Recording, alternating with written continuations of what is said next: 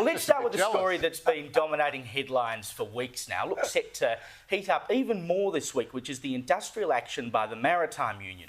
Now, the Maritime Union is, of course, part of the Bolshevik CFMEU, and they're going against the ports operator DP World. There's concern now that the action could spread beyond just DP World to two other key stevedores, Hutchinson Ports and Patrick Terminals, which would further cripple our supply chains because, of course, the federal government last year brought in these rules that you could have multi-bargaining arrangements.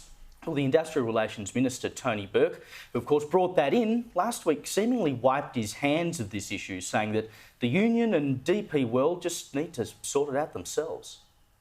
I've made clear to both groups today that I have no intention of intervening. The concept that where every other business in Australia is expected to negotiate with their workforce, but this business wants to rely on ministerial intervention, is not a view that impresses me.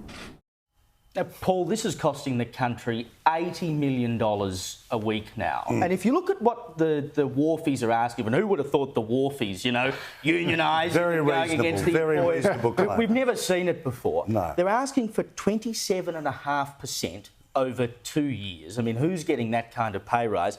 And they're already paid between 130 and 140K a year before overtime and bonuses. And they want to hold up the country's resources and everything coming in because they want 27.5%. Well, don't forget, we've had a couple of things on the waterfronts since the major conflict of the 1990s, but certainly in the past 12 months. DP World, remember, was a victim of a cyber attack at one point in time, which meant there was already disruption to Australian ports through this company. The government's response to basically say the company's spending too much time on its PR as opposed to dealing with its workers. I'm not going to pretend to know the finances of the company, but 24 to 27% pay rise does seem a little stiff when you're already way over $100,000.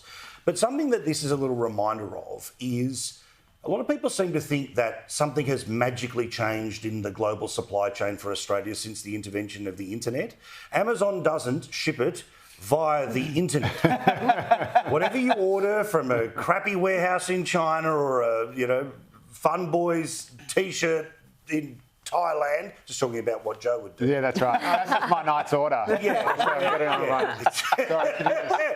Of course, it ends up coming via the two ways you can only get here, and that's to fly or to sail it, which means these sorts of disputations are deeply important.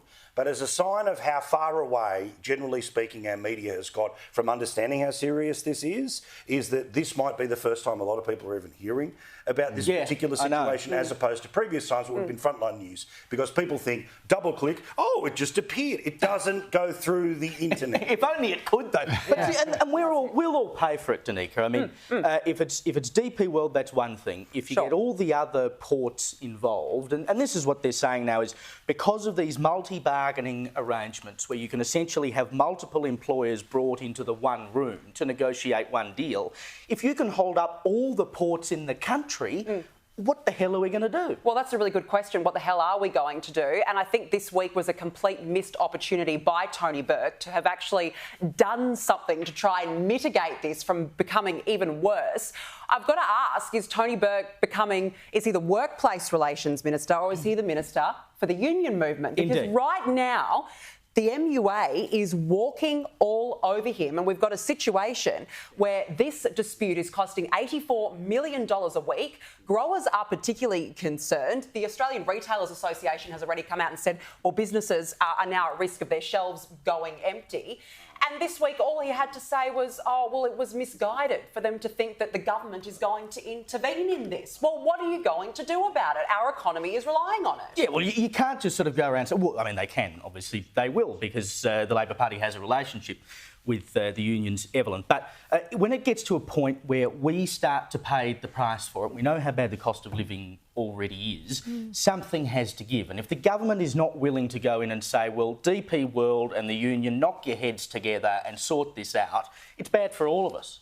It is, and I think that's unfortunately what happens as a result of strikes like this. It's usually the people who have nothing to do with it, the innocent bystanders who aren't contributing to whatever problems they're going on strike for, that suffer for it.